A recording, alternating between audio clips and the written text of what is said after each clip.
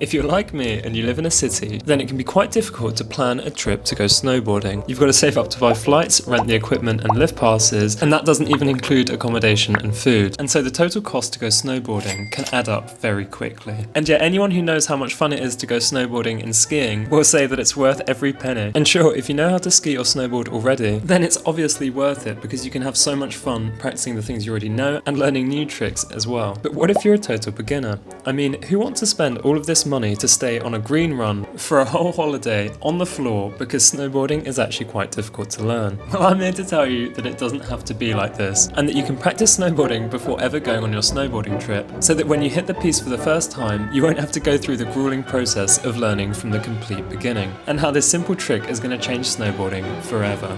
It's a lot cheaper, can be done anywhere around the world as long as you've got a road, and works in synergy with snowboarding, so that the things that you learn on the road can then be transferred to the snow. Yo, welcome back to the Easy Riders channel, where we cover everything about these incredible kinds of skateboards that let you emulate snowboarding on roads. With 2 hooks and 2 spinning center wheels, freeboards allow you to turn any local road into your own private snow slope. In today's video, I really want to go over how this is going to completely change snowboarding forever and open it up to so many people that otherwise wouldn't be able to learn. Because I think one of the big problems with learning to snowboard is that you have to invest a whole lot up front only to spend the time learning. And I'm sure that anyone who knows how to snowboard will agree that this process isn't particularly enjoyable, and that you spend most of the time on the floor. The incredible thing about freeboarding is that it manages to replicate a lot of the aspects of snowboarding, but for roads. And quite literally every trick you can do on a freeboard has its counterpart on the snowboard. I mean, even recently, a trick that I've been working on is trying to emulate this trick from Quentin, which is where you do a sort of half spin out of a full spin, and it didn't take long for my snowboard viewers to point out that this was actually a trick from snowboarding called a shifty.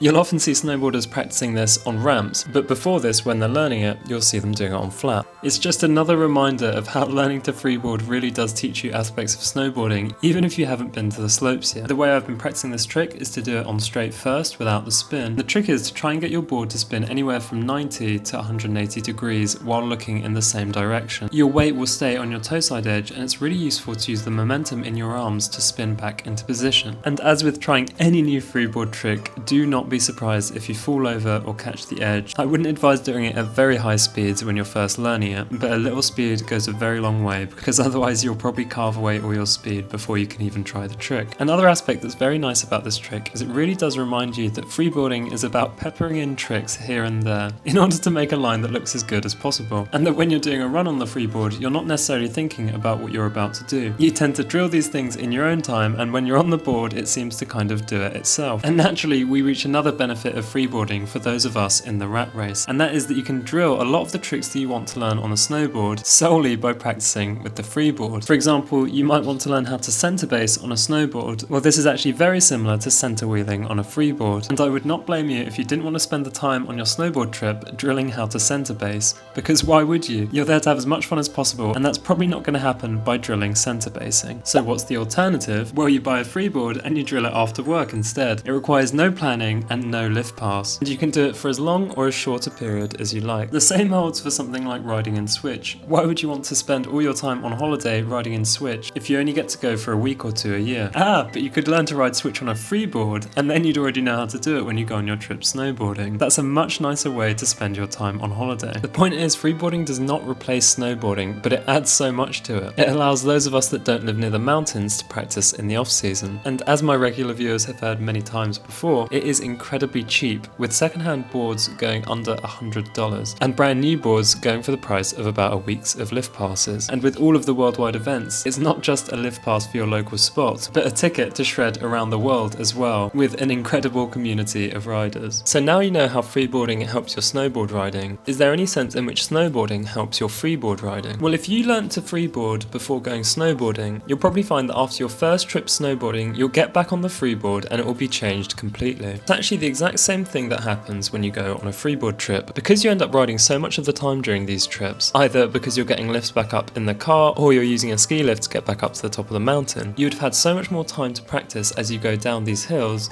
than you would if you normally walk back up to the top. The best example of this was when I went riding in Greece, and Dina explained that you just cannot get the same amount of practice when riding on your own as you can by going down 15 kilometers of Mount Olympus repeatedly for a whole day. The fact is, you just spend a far larger proportion of your time going down the hill than going back up. And that's not even to mention the fact that you learn so much by riding with others who have got more experience freeboarding than you. This is why you'll often hear the best riders saying that the best way to learn to freeboard is to go on the trips, because you can save so much of the time in the learning process by being given advice by riders who have already gone through the same process as you. So for those of you that are on the fence about going to any of the freeboarding events near you this year, I would highly recommend you just do it. Don't worry about whether you think you're good enough to go to them, you definitely are. The freeboard communities from all of the countries I've visited have been very welcoming, and I'm sure they would have been just as welcoming if I was effectively a complete beginner. As a little plug for Quentin, for the events this year in Europe, REMS is meant to be one of the biggest events of the year, and he's celebrating 20 years of riding the freeboard. With the turnout from last year, it's possible that this year will reach over 50 people, and by all measures it's meant to be one of the best events of the year. You'll be able to ride with so many legendary freeboard riders, and I'll also definitely be going, so hopefully I'll see you there. The other benefit of REMS is that it's very beginner friendly, so even if you've never freeboarded before and you pick up a freeboard before the event and practice it a bit, I'm sure that everyone will be more than happy to help you learn to freeboard. I really think that with all of the momentum going into the freeboard community, 2024 is going to be a big year for the sport. If you're interested in going to any of these freeboarding events, then just look up Freeboard STS 2024 events on Google and the list will definitely come up. I'm going to be trying to attend as many of these events as possible, so whether you already freeboard or this is your first time here, I hope to see you at one of those. I'd like to say a massive thank you to Freeboard for providing the channel with an affiliate link, and so if you'd like to learn to snowboard without ever hitting the slopes and attend some of these worldwide events, then I would highly recommend checking out the Freeboard 5 and Freeboard 5X. As explained in a lot of my previous videos, the Freeboard 5X is second to none in emulating snowboarding on concrete. It's primarily built for downhill and not to do jumps and tricks, but it is absolutely perfect for downhill, so I would highly recommend checking that out if you're interested in that. Otherwise, the Freeboard 5 is probably what I would recommend, because I like to do a mix of downhill and freestyle. And to the regular viewers on the channel, I've decided to launch a new in-depth tutorial series. This is going to be mixed in with my regular uploads, and the goal is to go into a lot more detail than I normally do